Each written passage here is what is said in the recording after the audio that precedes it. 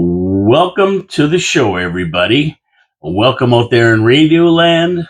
I think we are streaming, which is fantastic. It looks like we are. Everything looks good here in the studios of 4680Q in downtown Niagara Falls this morning. My name is Paul Kalamir, and this is Your City, Your Voice coming to you live at noon on 4680Q. And you'll be able to watch the podcast of this because I'm recording right now for the guys who watch it on YouTube, X, Rumble, and Truth Social.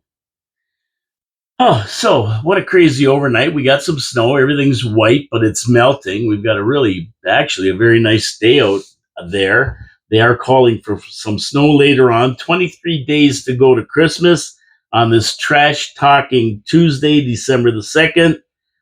And whoever wanted a white Christmas, well, it looks like you're going to get one according to the Farmer's Almanac. You're getting your wish. At 5 o'clock this morning, 28 degrees, 29.21 was the barometer reading. A full half drop point from yesterday, 48% humidity. And you know what? Dropping barometer means low pressure coming in, which means some kind of inclement weather. And it's going to be snow at these temperatures. But no matter what happens out in the street now, look at this. This should start a fire under your butt. Why? Because you want to get your car into Wild Bill's Auto Repair and Body Shop. Why? Because you don't want to be stuck in this weather. You don't want to be broke down. You take your car to Ken. He checks your car, top to bottom, front to back. Make sure your coolant. Make sure your defrosters, your heaters, your brakes, your winter tires are on. He does a whole diagnostic check of your car and fixes anything that comes up on the error code section of his diagnosticator. Is that a word? Why not? What the hell? Anyway, that's where you want to take your car. You want to be proactive. Get your car checked out for the winter. Why not? You don't want to break down. Come on. Oakwood Drive next to the Kia dealership. Very, very easy to get to. Go see Ken. He's going to straighten you out. WildBillsAuto.ca is the website. How easy it is. Check it out. Support our sponsors. While you're on the internet going to WildBillsAuto.ca, don't forget to jump over to Paul Lemire 4793 on YouTube. That's my channel. Or just go Your City, Your Voice. It'll come up. And subscribe to the channel. We have 190 now. We need 10 more to get the 200. I know people have millions. I got 200. But you know what? It's all about getting involved, checking it out. I talk about city council. I talk about how they waste your money. I talk about all that stuff. So why not get involved? Listen to what I have to say about it. Make your own mind up. At least you're there. That's the important. You're there and you're taking an interest because you get the counsel that you deserve. Let's face it. So listen to the show. You get some insight. You might not agree with me, but at least you'll be thinking about what's going on and what you want to do. In 1 year, we have another election, so let's get to it. Subscribe to the channel, thumbs up, leave comments if you like. People comment all over the place. They comment on Facebook. They comment all over. And if you want to text a comment on the show while this live show is going on 4680q.com, or even after, it doesn't matter. I'll get it right here. Tell me what you're thinking.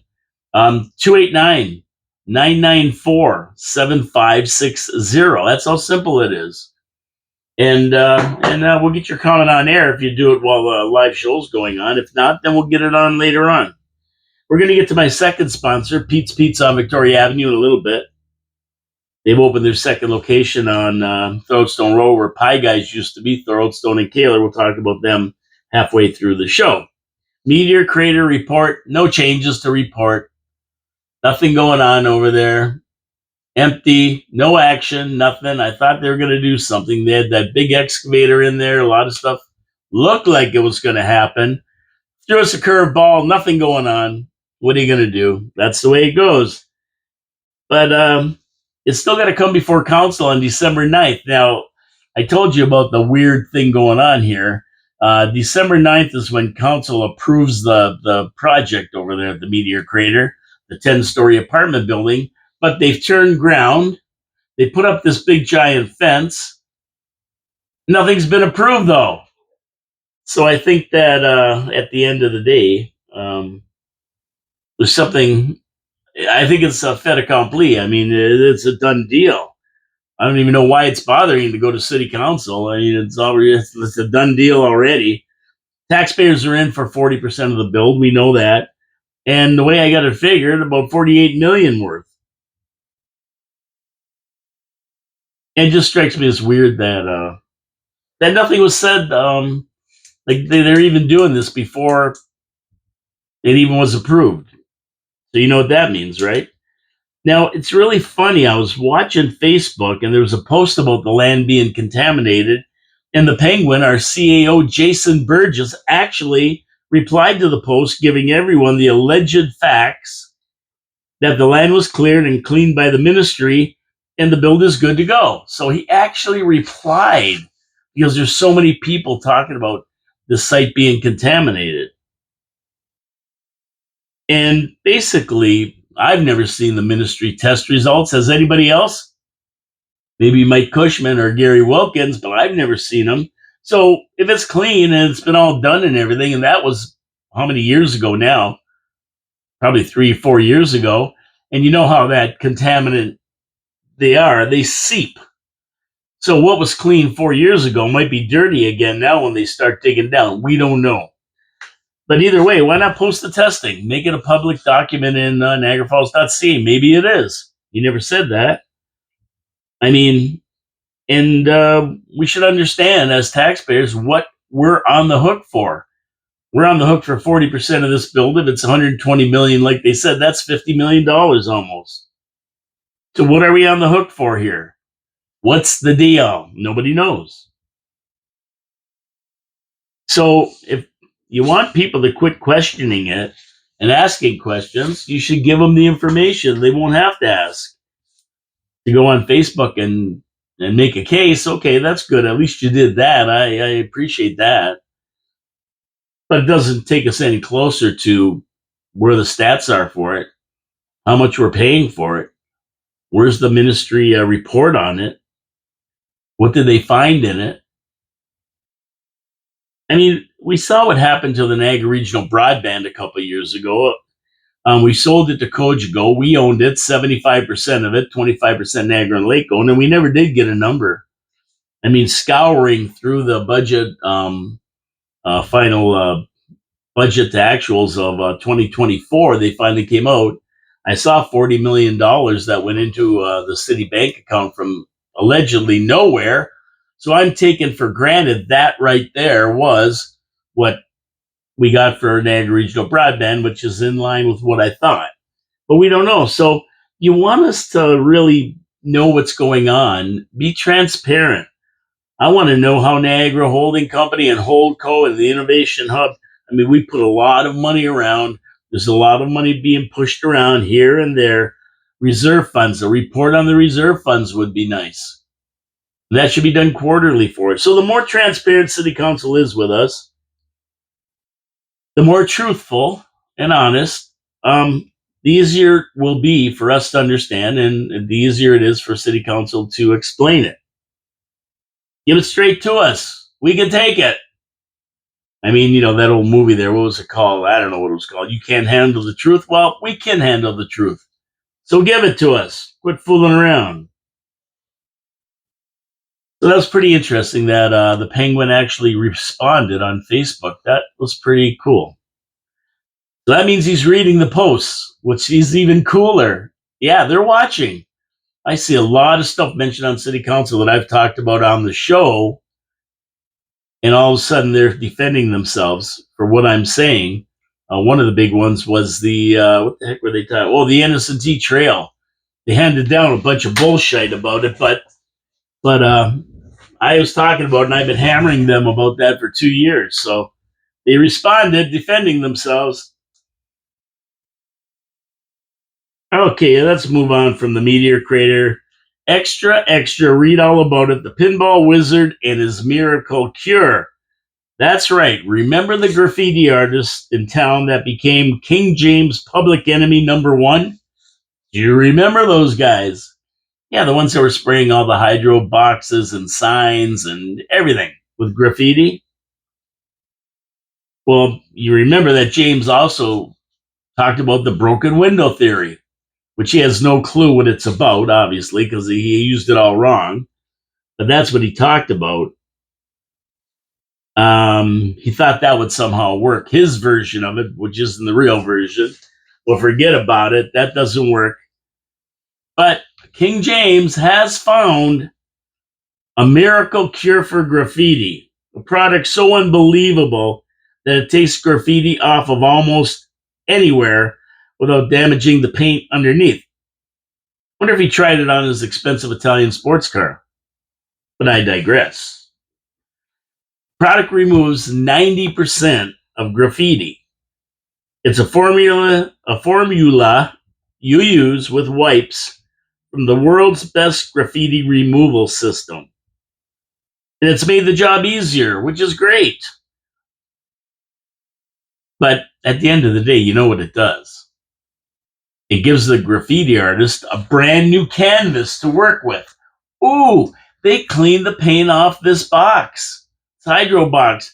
Now I can start again with a newer one. That's basically what it does. Cleaning them up isn't the answer. The answer is to arresting the guys that are doing it, charging them with vandalism, and taking them off the streets with a big fine. That's what works.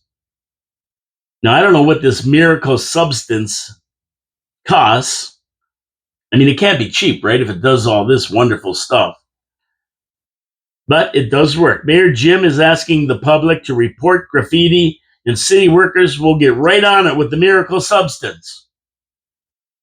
On most graffiti, 15 minutes and it's cleaned up. Imagine that. There are different formulas for different kinds of surfaces. Brick versus steel, for example. Brick's a lot porous, harder to get off. They have to use a solution for that, but the wipes seem to work fine on smooth surfaces, which is awesome. Of course, the best solution to stop it is to find people, arrest them, and fine them. You give them a $5,000 fine or 60 days in the slammer, and they'll quit doing it. You got to make the punishment more painful than the fun they're having doing it. And that would do it.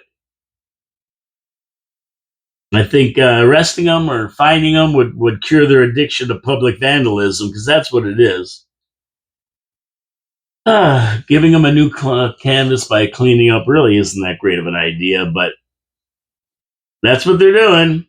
If you see it, report it to City Hall. They'll come down and clean it up for you. I can't believe the Brooklyn signs down here all around the meteor crater haven't been spray painted yet. I'd like to see it work on that. I'll watch the city crews when they come to clean it, because that's going to happen eventually. Thanks to Race Materi for the article in the Niagara Falls Review about this new miracle substance that they're using. And I don't know. I'd like to see it in action. So we'll see how long these nice white signs with Brooklyn Construction Limited on it and elite developments on it around the meteor crater last before some graffiti artist decides, hey, that's a pretty good canvas right there I can use. Okay, so it looks like the city is going to look a little bit trashier come the new year. Can it be any worse? Yes, it can be worse. It always can be worse. We're looking for it to get better, though. That's the whole object here, is to make the city look cleaner, better, neater, good roads and everything else. But unfortunately, the province has said that if municipalities want recyclables picked up from certain businesses and organizations, that they're not paying. So the province isn't going to pay. Non-eligible businesses do not qualify for recycle pickup. Restaurants, other businesses, any businesses, churches, daycares, a list that goes on, and it includes about 4,375 businesses in Niagara. A lot of businesses, and their recyclables are not going to be picked up. Most businesses say if the city won't pick them up, They're going to see pieces of cardboard and plastic swirling around the city, making it a real mess, even worse than it is. Of course, businesses generate a lot of waste, including recyclables that used to be picked up by the city on their normal trash runs. And the city, of course, has a contract with, I think it's Miller. Is it Miller? I think it could be Miller. I'm not sure. But it used to be picked up by the guys who pick up the trash, the contract that we have. But that option runs out on January the 1st. So businesses have to hire a contractor to remove the material. They can dump stuff in the regular trash, or they can truck it themselves to a local recyclable depot. And the only other option is for the city to pick up the trash and taxpayers pay for it to be picked up. So that's what would have to happen. They would pick it up, but we'd have to pay out of our tax dollars. There's no other funds for it. And that adds more stress to an already stressed city council and regional council that are broke. So the goal by the provincial big shots was to move the cost of the recycling programs, the blue box programs, to businesses rather than the taxpayer. Great for taxpayers if they keep it clean. Of course, businesses are hit once again with more expenses. They're already running at razor sharp margins. Their goods have to go up. I mean, they just can't keep picking up the tab on minimum wage increases and carbon taxes. And now picking up recyclables. Something's got to give for them, and what's going to give us, they're going to probably up the prices. That little hamburger and fries that you're having, the combo, is going to go up to $20 or more. Especially if they have to get private haulers to haul it away. That's just the way business goes. They can't keep absorbing these hits to their bottom line. They just don't have the money. And businesses are signing petitions to resume the service. And if they do, it's estimated to cost taxpayers around $1.5 million, but could be anywhere between $700,000 and $3.2 million, depending on the levels of service that they want delivered. So I think what's going to happen of all this is that businesses are just going to take their trash home and put it out with their regular garbage. That's what I would do, just put it out with their regular recyclables. That's what I would do. Others will just throw it in with regular trash. They'll say, screw it. It's going to fill another bag up with recyclables, which kind of defeats the purpose. And some will hire private contractors, those who have the funds, the ability to do that, the resources to do that. Some might just run it to the dump every few weeks themselves to the recycle depot. We'll have to see how it all works out, but January the 1st, that change comes, and we'll see what the consensus is of business between then and now, what they're going to do. I'm sure a lot of them have already got a plan, and they're planning how they're going to do it. But at the end of the day, it's going to cost them something. Over to Welland, and Welland. They always got something going on over there. They're hiring doctors like crazy. They're fighting in city council like crazy. But on this one, the councilors actually seem to take their job seriously. They proposed 14 changes to the Welland mayor, Frank Campion's budget. I mean, what do we have here? 3? Maybe. Maybe there's 7 altogether, but 4 of them were taken back after staff got up and gave them a talking to. Graham Speck, a counselor over there in Ward 5, wants to shave $1.3 million off of Welland Civic Square Plaza revitalization. Okay, Graham, there you go. And he had 2 other recommendations, and another one was to save taxpayers $700,000 on an archaeological assessment. So he's trying to save money for people. And you got to remember, when they talk about amendments, they just don't go one way. Amendments can go, let's spend more money than the mayor wants, or let's spend less money than the mayor wants. Now, Graham wants to save money. Others want to add money to the budget. Like Ward 4, Brian Green, he wants to add $2.4 million for a pavement rejuvenation program. Now, there was another item that he wanted to save money on, but he just wanted to allocate it to something else. He didn't really want to save taxpayers any money, but here he wants to spend $2.4 million more. Other amendments: a community development system analyst, they want to hire one. Fire prevention officer, they want to hire one. Special projects engineer, they want to hire one. Bylaw enforcement officer, they want to hire one. Parks working foreperson, hire another one. Tree planting initiative, plant some more trees. Dedicated infrastructure funding. So those sound like they want to spend a little bit more to me. This isn't living within your means or balancing a budget. I mean, they do have ideas, but they want to spend more. Campion's budget proposes a 3.57% increase to the tax levy, a little bit more than St. Catharines, Niagara Lake, and other places. But we'll see how it goes when it comes to council and the recommendations.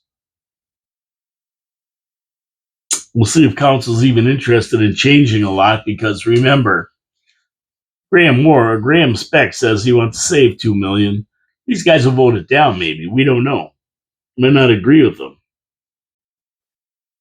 But at least they're involved. They have something to say.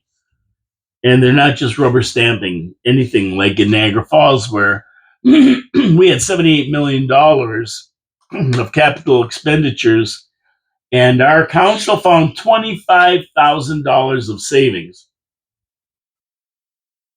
And they really never found 25,000. They just cut the recommendations to fix up the Jolly Cut, and then applied 75,000 of that 100,000 to some other harebrained scheme, and the difference was 25 grand. So they say they saved us 25,000. We'll see what happens if Welland decides to tighten their belt, run a lean, mean machine, and that's what taxpayers deserve. Our councils to be working for us to cut taxes, but at the end of the day, there's no guarantee they're going to do anything. Like we saw in our city council, they did absolutely nothing except spend, spend, spend. Nobody said they found any efficiencies. I mean, Lori Lococo came up with $3.9 million. I'll give her credit for that, but her goal was to get that and save it and then allocate it to roads or something else. So not really saving us money, just repositioning money. The only way to save money is to take it from the ledger in the garbage. Take it right out of on the expense side. That's how you save money. Not by moving it around. Oh, I talked about the premier yesterday of Nova Scotia. His goal is to put U.S. booze back on the shelves, sell it off rather than let it go to waste. Raise about $4 million from the $14 million they have warehoused and give it to charity. I like that idea. That's a great idea. Why let this booze rot when they can put it on the shelves, make some money, give some money to charity? If they don't want to order anymore because they got their elbows up, well, they don't order anymore. Well, Big Mouth Billy Bass up in Queen's Park doesn't share the same views as the Premier of Nova Scotia. And some of the bought and paid for booze, around $2 million worth, and that's $2 million out of $80 million worth of bought and paid for booze sitting around, is getting past the expiry date. So I don't know what they're going to do with it.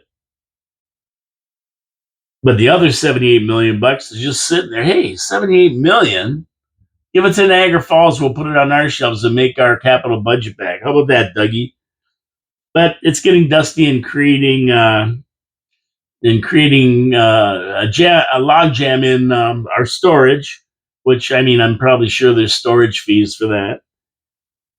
but $2 million of it has expired. So why doesn't Dougie just put it back on the shelves, charge $10 more a bottle, pocket the money for the taxpayers of Ontario? Maybe we can do something with $80 million, right? I don't know how many bottles that represents, but $80 million is a lot of booze. But it only lasts so long, and then it's no good. So they got to get rid of it, I guess. I guess they got to get rid of it or face some kind of alcohol poisoning if they release it to the public and something's wrong with it. And alcohol with 30% alcohol content will last longer than beer and wine with the lower alcohol contents. Beer goes skunky. We know that if it sits around enough.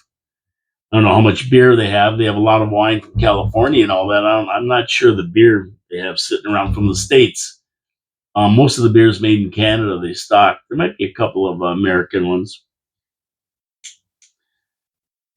So Doug, he's not going to restock the shelves with the booze that he's got in storage, and of course, he's not ordering any more because he's the elbows up guy.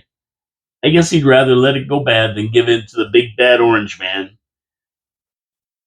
The guy's a little slow. I think he's a little slow.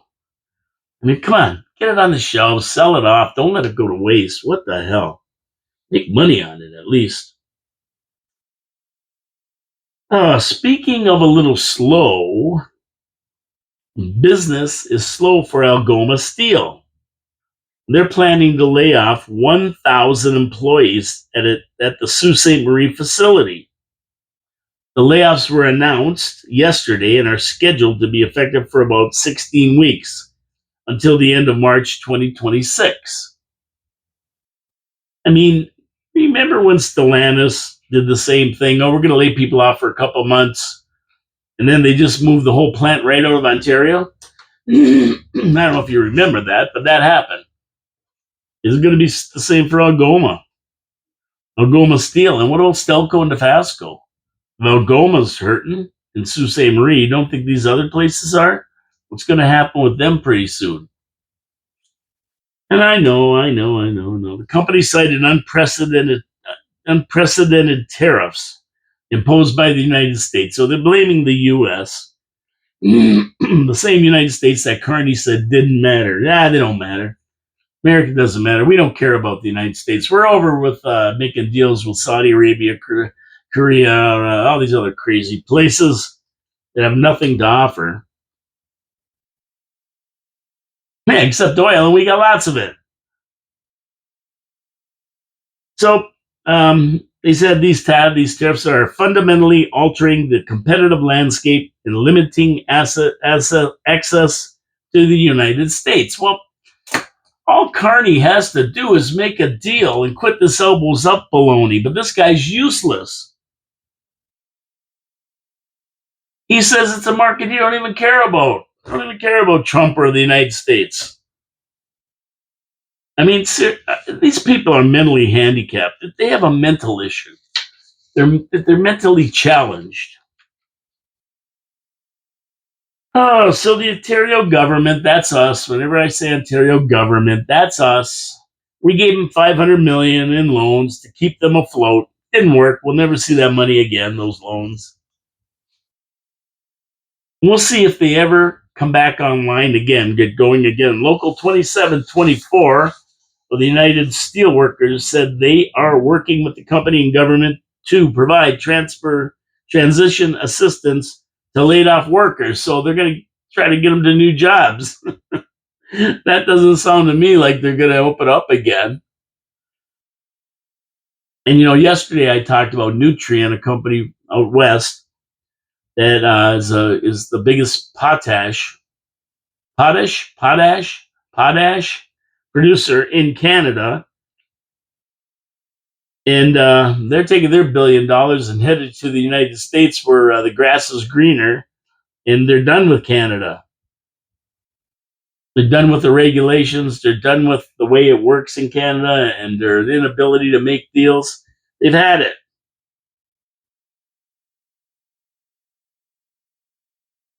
Now we have Carney, who said he couldn't care less about the United States and he's not even trying for a deal. We have Big Mouth Billy Bass in Toronto, who is elbows up and has insulted Trump, insulted the United States, insulted everybody, put ads lying about what Ronald Reagan said in a speech to make Trump look bad, flew the Palestinian flag. I mean, said they'd recognize a terrorist country. And that was the end for Trump. He's had enough of Canada. He's had enough of these bozos. So you blame the orange man. I see everybody blaming Trump for everything. They have TDS. They have a mental condition. And we have mental people running the country and the province. I mean, really, when you get right down to it, they should be in asylums, not running the government. I mean, we need to make a deal with the United States. We really do. So you can blame Trump all you want, but look to your leaders, Trudeau and Carney, who've ruined this country over the last 11 years. And yeah, I mean, they're the ones to blame. You don't blame Trump. Nobody elected Trump to be Prime Minister of Canada, nor did they elect him to be Premier of Ontario or any other province. Trump is President of the United States. That's who he's working for, not for us Canadians. Yeah, believe me, we're nothing. Not working for us. We never elected him. I mean, this country would have never elected him anyway. From what I see, 99% of the people here hate him. They have TDS.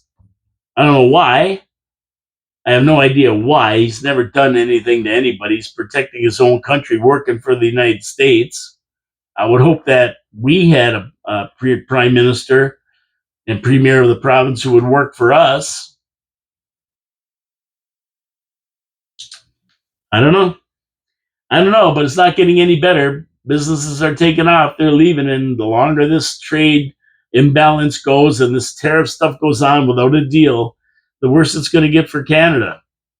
And I mean, if you really want the United States to lay off the annexation and the 51st state rhetoric, well, you better make a deal with them or it's going to come true.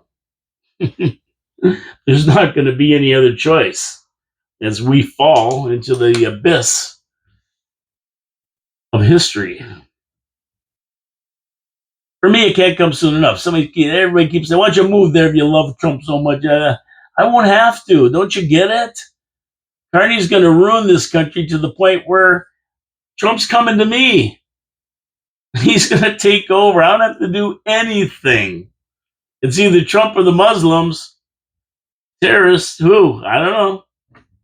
Communists, maybe they'll take over, but take your choice. Trump or the Sharia law or the communist China. What do you want? Got three choices here. The best choice is to leave Canada alone and we just go on our way as a country. But Carney's making sure that isn't going to happen, and Trudeau put the knife in it for 10 years. So I don't know if that's even possible anymore. Okay, we're going to go down to the U.S. as the illegal aliens are being rounded up and shipped out. But first, I've got to get to my sponsor, Pete's Pizza on Victoria Avenue. And you know, Pete's Pizza, they're innovators. They're fantastic. Their new chicken parm sandwich is out of this world. They're always coming up with new combos, new types of pizza. They have steak and cheese poutine, chicken wings, everything. And why their pizzas are so good is because they use the Mancini family recipe for the crust and for the sauce. And they don't fool around. They use quality ingredients, fresh toppings, know how to put it on the pizza in the right ratio so you get the full flavor of the sauce and cheese and fresh toppings. It all comes together out of the oven, hot and fresh to your door. You can't beat it. And that's what makes Pete's Pizza so good and one of my favorite pizzas in Niagara Falls. Now, how do you get one of these beauties? Very easy. Dial 905-374-2222 or go to their website. Check out the pizzas. Check out their toppings. Check out their menu. They do it all for you. Open at 2 in the morning on Friday and Saturday, midnight during the week. And with the new location on Kaler and Thoroldstone Roads, well, I mean, you can't go wrong. The whole city's covered now. Pete's Pizza is going to get you a good pizza Pete'sPizzaVictoria.ca is the website. Get over there. Get yourself a pizza. You know you want one. Everybody loves pizza. Support our sponsors. They support the show. Thank you very much. Tell them Paul from Your City, Your Voice sent you. And say hello to Rex and Mike for me. They're great people, and they're great corporate citizens and small businesses in Niagara Falls. We want to support them the best we can. Okay, so the illegal aliens are being rounded up and shipped out, but the real numbers are starting to be known, and there's a lot. Exactly how many illegal alien criminals did Joe Biden let into the country? Well, at least 7,000 are known to be in New York City alone. So take that number and multiply it times 100. Who knows? They're all over the place. They're in every big city in the United States, especially the ones controlled by the Democrat sanctuary cities. As New York City breaks down into chaos, riots and protests at ICE buildings are the norm as criminal gangs attack ICE knowing nothing will happen to them. That's right, nobody's doing anything. In Chicago, the mayor even told the cops to stand down and not help ICE. They're being attacked by these criminal gangs. And on January the 1st, Zoran Mandandi is set to take over as mayor of New York City and instituting his socialist defund the police program. He's the one who wanted to defund the police, and he wants to replace them with social workers. Screwball. And the people that actually pay the bills, the ones who are working and don't have time to protest all day, every day, they're getting out of the city. They're getting ready to go. They're gone. And the very people who are going to pay for all the freebies that man Dandy wants to give everybody, free buses, free school, free this, free healthcare, free daycare, everything free, people who are going to pay the tab on his free stuff are going to be gone. Not only are they going to be gone, guess who's going to replace them? More freeloaders from other cities that say, hey, we can go to New York City. It's getting so bad, Staten Island wants to separate. They want to be their own state. That's how bad it is. Because they have a lot of the money. A lot of their money goes to Manhattan. And guess what? They don't want to be part of it anymore. They don't want to be part of Ma'am Dandy and this nonsense that's coming up on January 1st. So these losers that live off the government and want everything for free, they're going to be coming into the city, replacing the people who actually worked and paid the bills. I mean, if you do that, it's not going to work out. Do the math. It's not going to work out. It's impossible. All his promises are going to be broken. It's going to be a chaos in New York City. And you can rinse and repeat that for every Democratic stronghold in the United States. Going to get ugly. Left is gearing up for a civil war. That's what they want. They've been running a coup d'etat for the last 10 years, since 2016 when Trump came down that elevator. Led by Obama and Eisner. Yeah, they're the guys. They're the guys who are doing it. Every single thing the Democrats do from 2016 on has been to get rid of Trump, to pull a coup d'etat. It's called a color revolution in the United States. There's a couple types of ways to overthrow leaders that you don't like. One we've seen many, many times. They just go in and take them out like they're going to do to Maduro in Venezuela, or they did to Noriega in Panama. That's how they do it.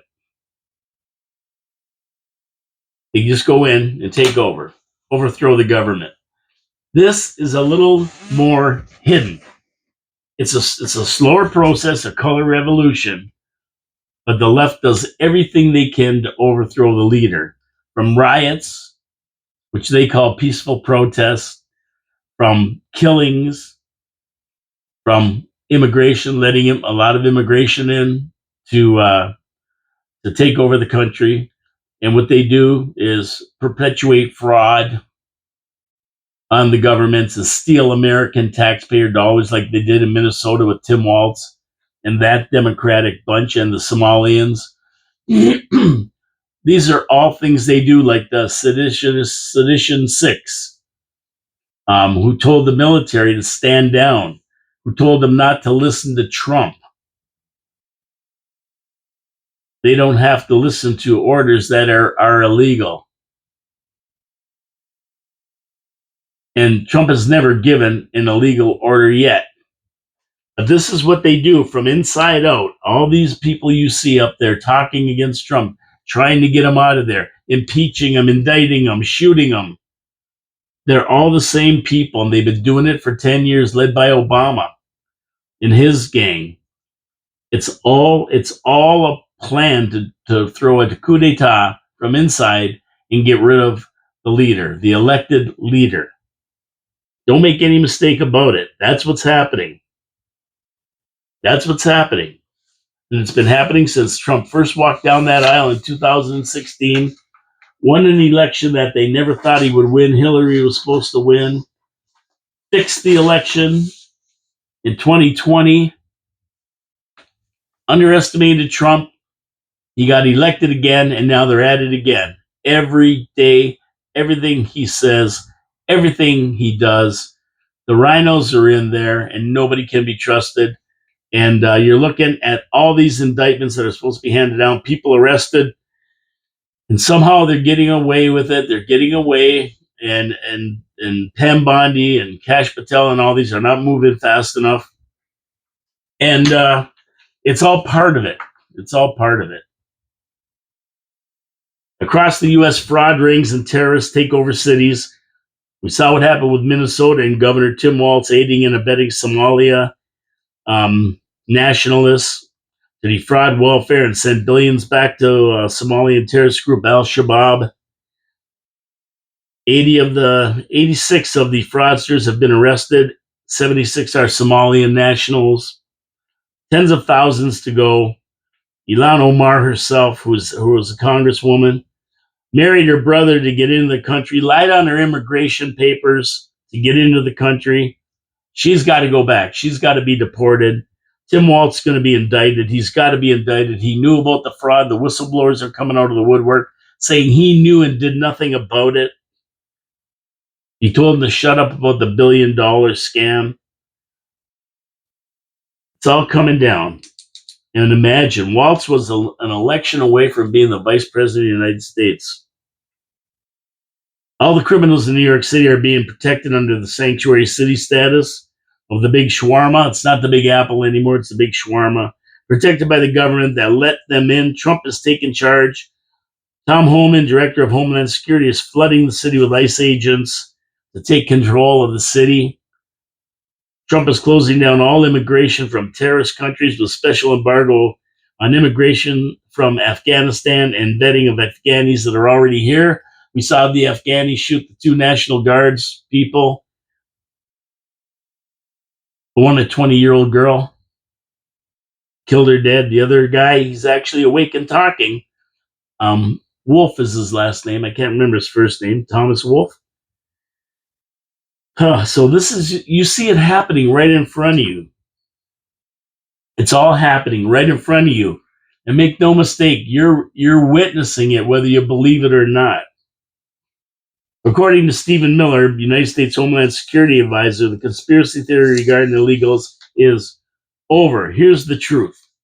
The Democratic Party versus the Biden-Harris terrorist administration devised a scheme to import illegal aliens into the country by the millions, granting them parole, which gave them work permits, which gave them social security numbers, which gave them access to the voting booths, and finally hooking them on welfare like Hunter Biden was hooked on drugs, all with the sole purpose of participating in the U.S. elections and ultimately overthrowing the constitutional republic of the United States of America.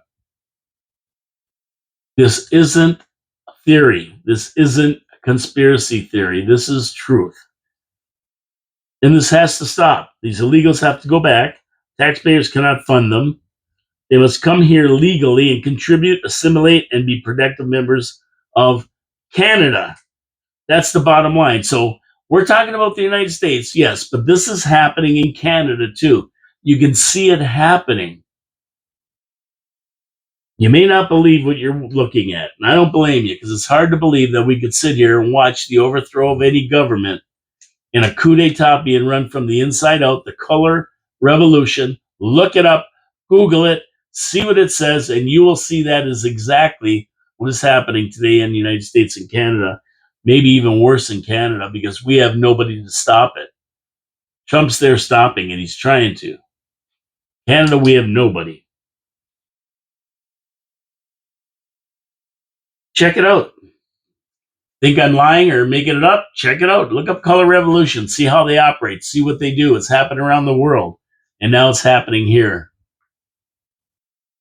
Now, interesting, there's a guy going around, the meteor crater, and, oh, this guy almost fell on his ass. Woo! He took a little slump over there. Holy jeez. Take it easy, buddy. Relax. You don't want to break a hip. Yeah, they're taking the barriers down and dropping them to the ground. Are they going to remove them all? Maybe they've been listening to the show. I told them, what's the top secret? Get them out of there. They're making a mess. They look terrible. But there's a guy out there. He's dropping them all to the ground. Maybe they're going to fold them up and take them out of there. I don't know. Somebody's listening. Now move that fence back so people can walk on the sidewalk. Yeah, how about that? You listening? Okay, over to California.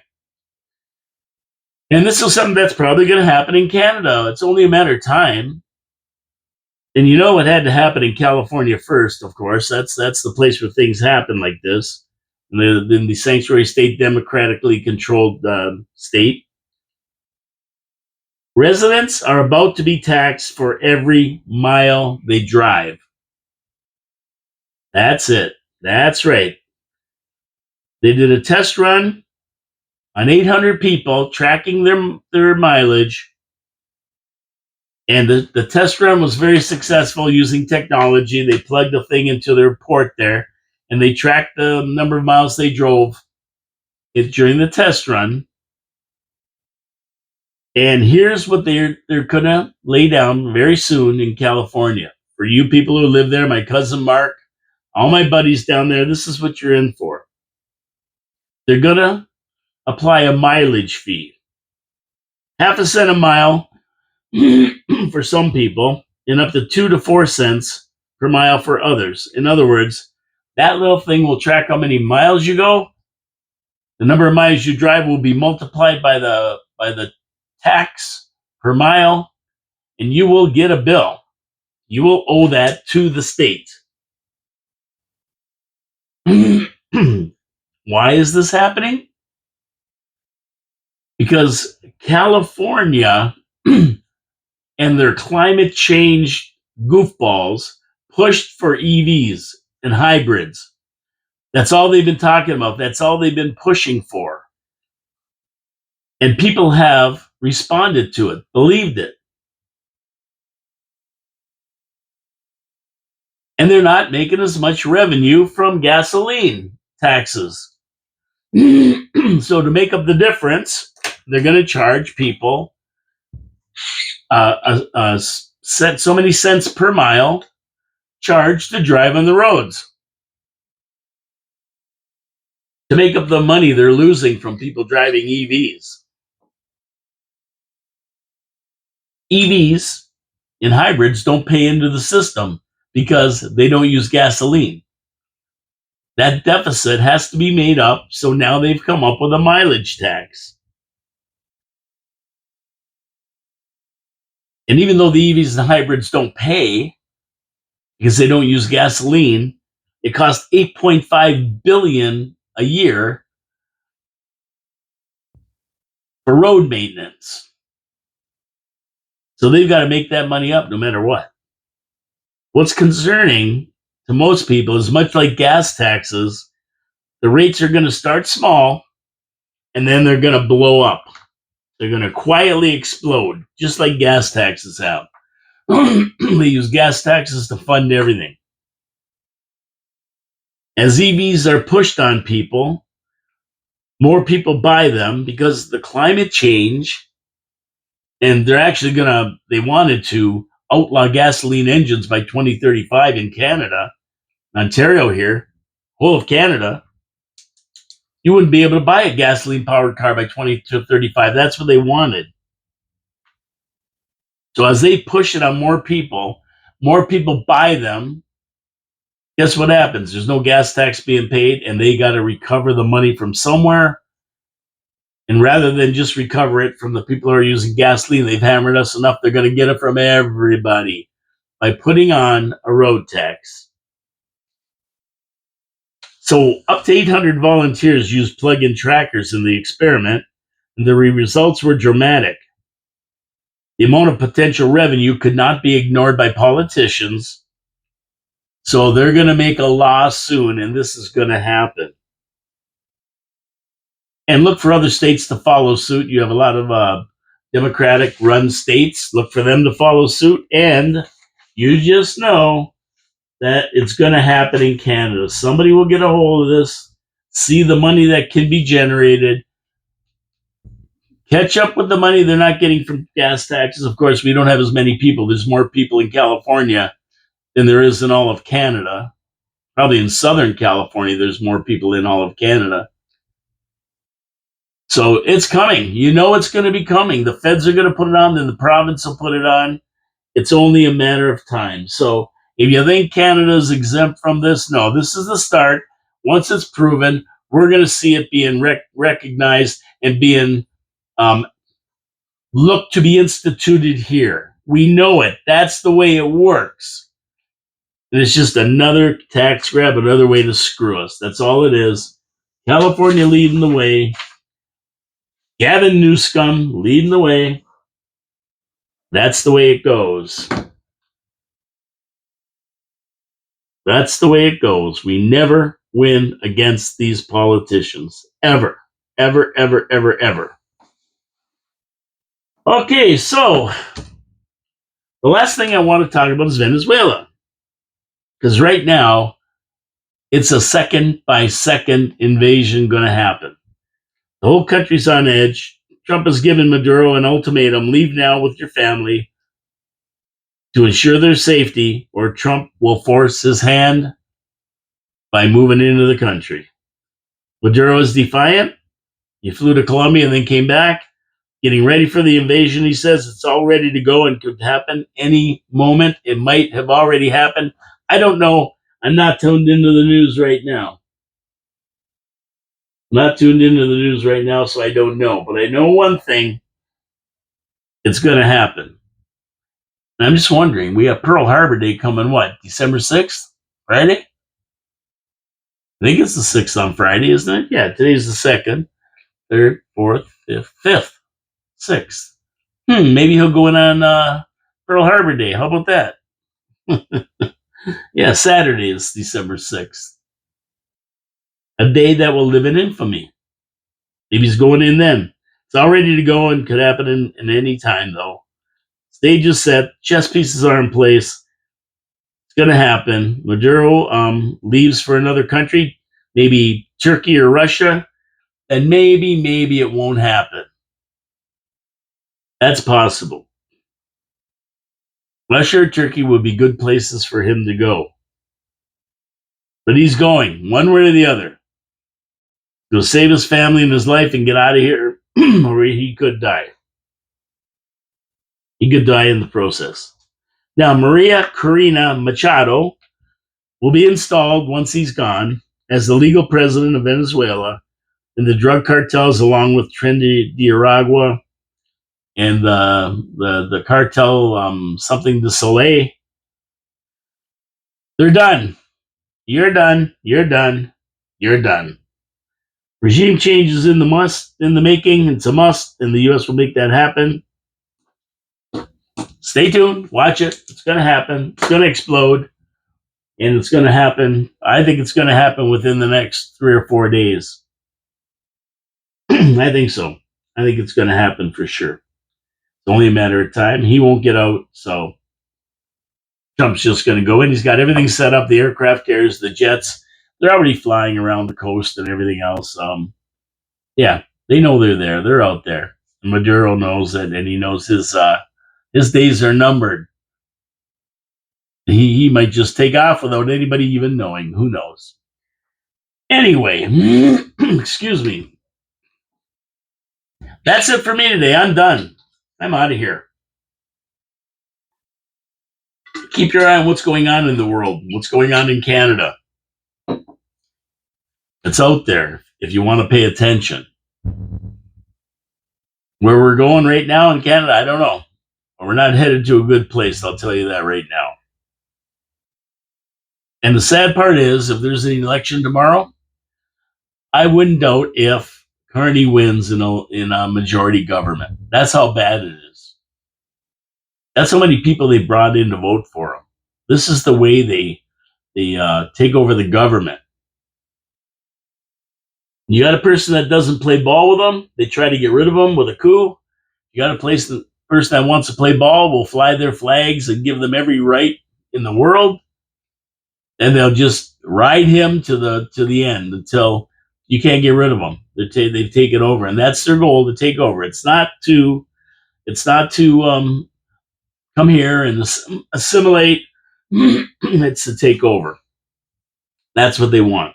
Anyway, I'm out of here. Tomorrow, absolutely, if you're going to tune in, we're going to be talking about the Habs. Big game tonight, back-to-back game tomorrow, so it's going to be interesting to see what happens tonight. I'll be watching the game. And we'll be talking about the last week on the Habs tomorrow. Thursday is Straight Talk Thursday. I'll be back in talking about whatever. And remember, next week we have the on December 9th, Tuesday, we have the actual city council meeting that is going to ratify the capital budget and okay the Meteor Crater development. That will be talked about on Monday. Dave Wheeler will be in the studio. And the actual agenda will be out on Thursday, probably around noon or so. They put the agenda up so you can read about it, see what's going on. Hey, Friday we'll be just doing our Finally Friday show. I got to get Mel McKay back in here now that we've got these budgets coming down. Get his take on it. Maybe I'll get him in here on Friday. I'll get him in here. Al, see if he can come in on Friday. We'll talk about it. Next week we'll do the city council stuff. Then maybe towards the end of the week, if Chris Regas can come in, we'll get him in here to talk about some stuff. And then we're going to move into to the next week before Christmas, Diamonds and Coal show, where we rate the city councilors for their performance over the fiscal 2025 year, how they performed. And then we're at Christmas. That's the way it is. Support our sponsors. Wild Bill's Auto Repair and Body Shop and Pete's Pizza on Victoria Avenue. God bless you all. My name is Paul K. Lemire. This is Your City, Your Voice, coming to you live on 4680Q Radio. Monday, Tuesdays, Thursdays, and Fridays at noon. And if you miss the show live on 4680Q, you can always catch it on YouTube. At my YouTube channel, Paul Lemire 4793, or just search for Your City, Your Voice, and you'll find it. There's 400 shows. If you want to go back and look up shows for certain days or some things that are going on, go ahead. You can search the whole archive. It's fantastic. Please subscribe. It costs you nothing. It helps me get the show out there. It helps the algorithm. And at the end of the day, the more the merrier. We want to get people involved. Take care, everybody. Talk to you Thursday with Your City, Your Voice. Tomorrow, or you Habs fans, will be here at noon. Hasta la vista, baby.